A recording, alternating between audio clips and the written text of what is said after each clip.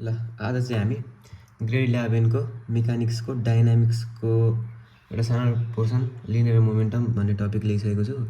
ल अब यो लिनियर मोमेन्टम बुझ्नुभन्दा अगाडि चाहिँ हामी यसको फिजिकल मिनिङ बुझौँ। लिनियर मोमेन्टमको दुईवटा मिनिङ छ, एउटा फिजिकल मिनिङ छ, एउटा छ म्याथमेटिकल मिनिङ। फिजिकल मिनिङ छ, म्याथमेटिकल मिनिङ छ। हामी फिजिकल मिनिङ बुझ्छौँ अनि मात्र म्याथमेटिकल मिनिङतिर जान्छौँ। फिजिकल मिनिङले के भन्छ भनेदेखि यो मोमेन्टम भनेको चाहिँ कुनै पनि अब्जेक्टमा भएको टोटल एमाउन्ट अफ मोसन हो क्या। कति मोसन छ एउटा बडीमा भन्ने कुरा चाहिँ लिनियर मोमेन्टमले दिन्छ। लिनियर मोमेन्टमले चाहिँ जस्तै एउटा यहाँबाट एउटा ट्रक छ, यो एउटा बाटो भयो भने यो गइरहेको छ भने लिनियर मोमेन्टमले चाहिँ कतिको स्पिडमा गइरहेको छ, कतिको तेज स्पिडमा गइरहेको छ भन्ने कुरा चाहिँ लिनियर मोमेन्टमले दिन्छ, लिनियर मोमेन्टमले दिन्छ हैन त। फिजिकल मिनिङले के भन्छ भने it is the total motion contain in a body. It is the total motion contain in a body. एउटा बडीले कन्टेन गरेको टोटल मोसन।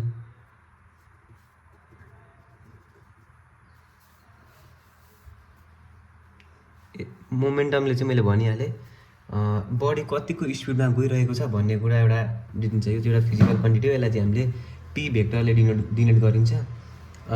जस्तै हामीलाई एउटा यहाँबाट यो यहाँ एउटा पर्सन ए भयो, यता नगरौँ यतातिर गरौँ।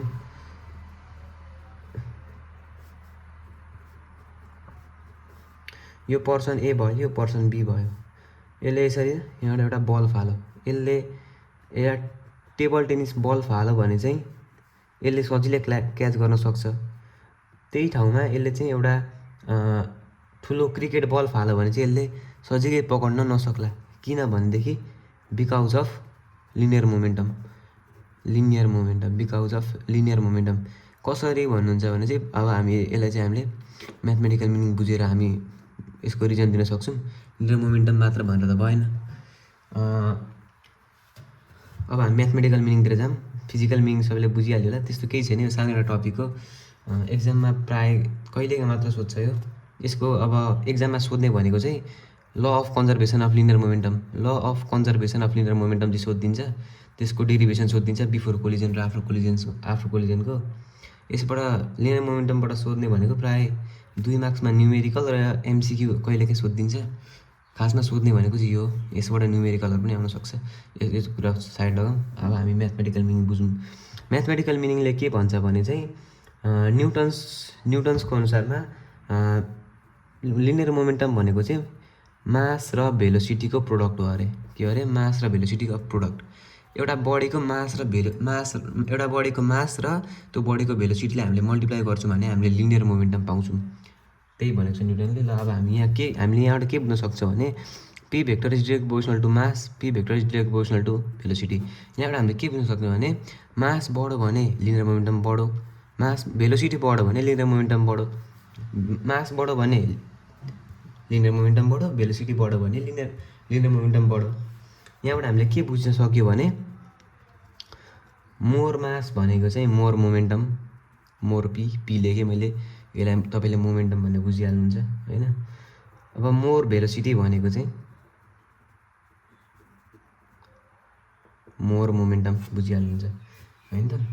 तर अब्जेक्ट चाहिँ रेस्टमा छ, एउटा अब्जेक्ट चाहिँ रेस्टमा छ भने त्यसको लिनियर मोमेन्टम चाहिँ 0 हुन्छ। यो चाहिँ कहिलेकाहीँ एमसिक्यूमा सोधिदिरहेको हुन्छ इन्ट्रान्सतिर होइन।